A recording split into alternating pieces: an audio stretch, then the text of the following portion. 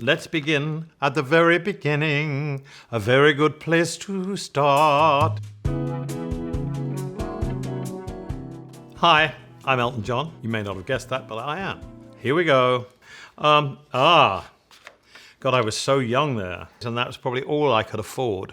And it showed the trousers are very bell-bottomy. So it was obviously taken in the late 60s, I would think. Apparently it was my first publicity shot. And so that obviously went down very well. I don't remember it being publicized anywhere. I don't recognize me. I do recognize me, but I'm very, very young and very, very naive, and I obviously have no idea what's to come in the next 50-odd years.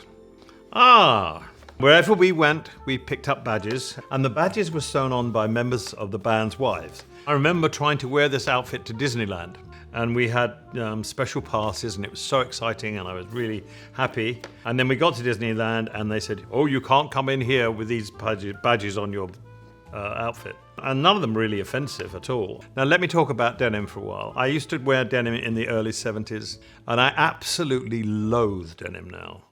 I think every piece of denim in the world should be burnt. I loathe it, I detest it, cancel it. This is tasteful. This is when I played at my football club, Watford Football Club. Before I became chairman, I've been a fan of Watford Football Club ever since I was 6 years old. And so to play a concert at Vicarage Road, where the ground is, was really emotional for me. And obviously this were the colours of the football team. The outfit, I don't know who made it, probably Annie Reevey. I look like a matador who's just had one drink too many and stumbled into a concert. I don't know. I like the glasses. The glasses are great. It was a very important day, and that outfit was meant to show my love for the club.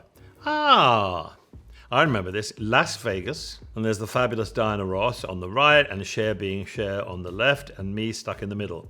And my outfit was by Bob Mackie. Schier's was definitely by Bob Mackie. I'm not sure about Diana's. And all three artists are still going strong. Schier, me, and Diana Ross. It's a rather lovely photograph of three people who have remained successful.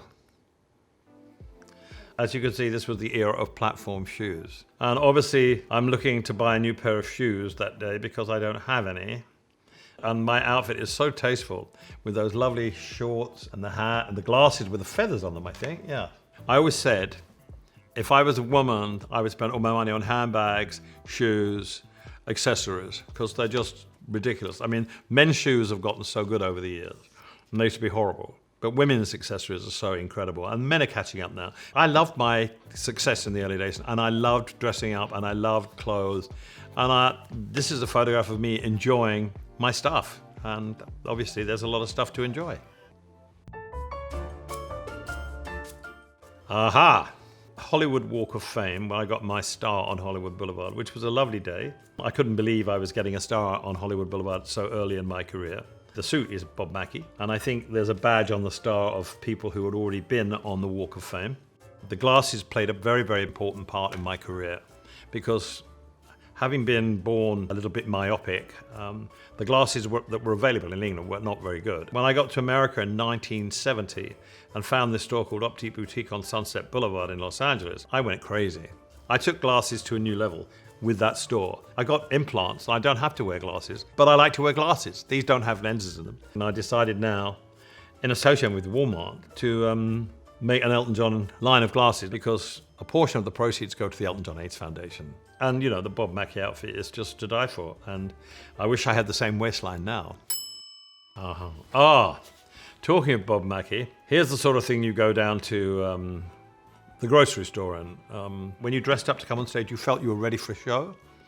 And if you weren't ready for a show with this outfit on, you'd never be ready. But it's part of the British psyche. You look at Mick Jagger and you look at Mark Bolan and Rod Stewart and David Bowie. We all had this desire to come on stage, and when you put your costume on, you were ready to perform. I couldn't ever really come on stage and look normal or, you know, as normal as one could. It was me evolving into the madcap artist that I became. This outfit is one of my favorite outfits of all time. It's called the Giant Chicken outfit. This is the one I wore on the Muppet Show. This might be from the Muppet Show because I don't normally play a white piano. So it was made by Bill Whitten, who was an incredible LA designer in the early 1970s. And this was so much fun to wear. I mean, I used to get feathers in my mouth when I was singing, and it was so heavy. And this was reused several times in the film Kingsman 2, and also when I just did a commercial in America with Lil Nas X, and he wore that outfit, and I wore one of his outfits. But this was something else. It was funny. It would never anything like that had been seen before. I know Bernie Taupin, my lyricist, wasn't exactly happy about it, and a lot of people just thought, why does he have to wear that? You know, I sat at a piano. I'm not Mick Jagger, I'm not Rod Stewart, I'm not David Bowie. I don't move around the stage. I've got to attract attention somehow. And that was the whole point with me. I didn't want to repeat myself, and I wanted, as I, got more and more famous, to become more outrageous. I think Schier did the same thing. We're both kindred spirits in that. We just wanted to get more and more outrageous. And I think you can say that is outrageous. Aha. Leaping forward a lot of years. This was taken backstage at Earl's Court in London at a show that I did, and that's Princess Diana, and that's me and Gianni Versace. One of my favorite pictures taken by Richard Young. I love this picture so much I have a copy of it in the library.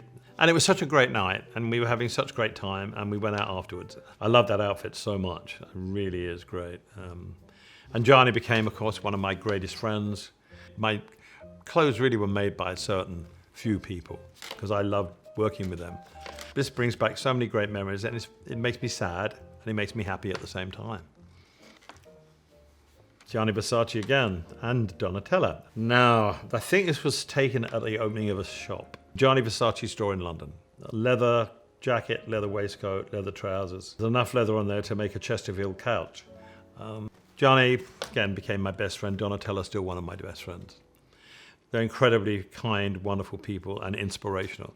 And 2 photographs of Diana and 2 now of Gianni Versace outfits made me realize I lost 2 incredible friends in the most tragic way, 6 weeks apart.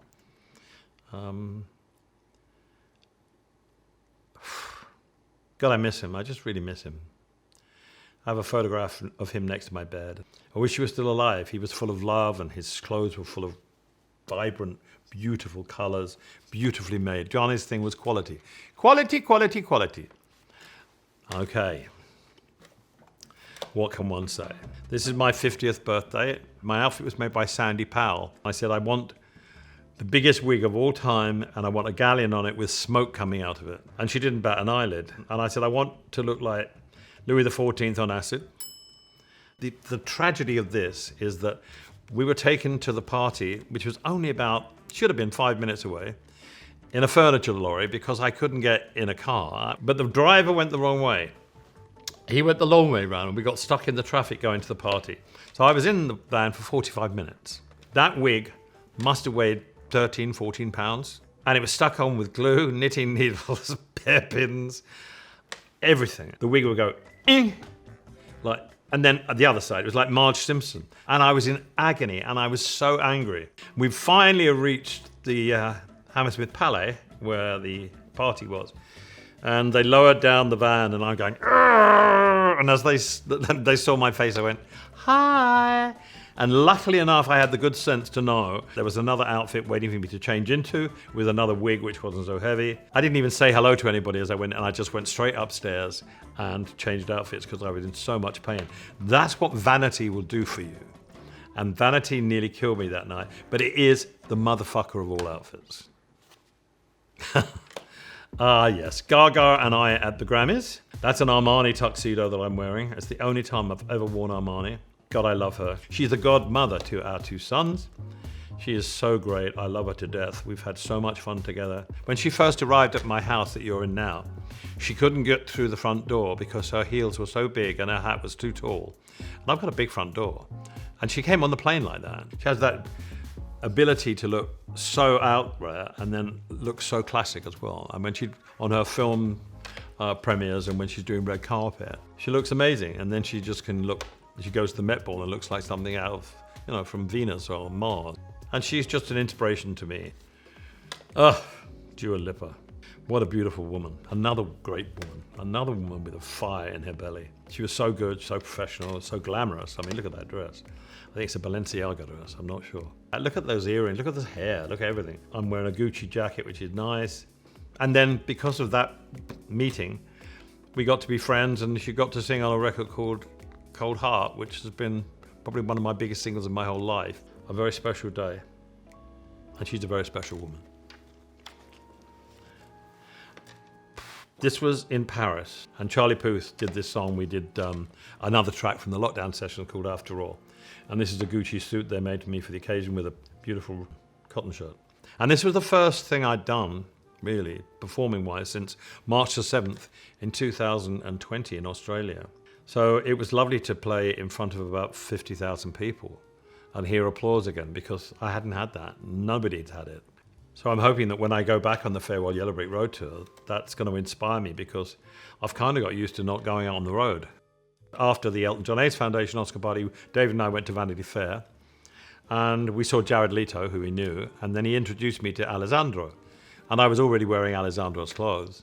And so we became instant friends. He came down here to the house, looked through my whole wardrobe from the 1970s onwards, and did an Elton John capsule collection for Gucci. He's the closest thing to Gianni Versace that's I've ever come across. Clothes designers, I think when you wear their clothes, they become part of you and they become your friends. Richard James the same. And that's why I like to have relationships with designers, because you get to know them, they get to know you, and you have fun with them. Every designer I've ever worked with, I've had so much fun with. And I've never asked them to make me something special. It's always what they want. You know, it's their idea, and I either say yay or nay, but usually I say yes. God, that you could have included so many more photographs, but we'd be here for another 3 years looking at what I've worn. Do I regret any of it? Not really. There's some clunkers, but there always is. I mean, I'm surprised that Donald Duck outfit wasn't in here. But again, it was Bob Mackie thinking, all right, you're going to be Donald Duck. And I went, oh, fine, great, lovely. A disaster, but fun disaster. But throughout my career, clothes have been so much important. Without that process of dressing up and looking different and having fun, I would never have been the artist that I became. Never. Okay, that was my life in looks. I hope you're not crippled with laughter by now, but I enjoyed it.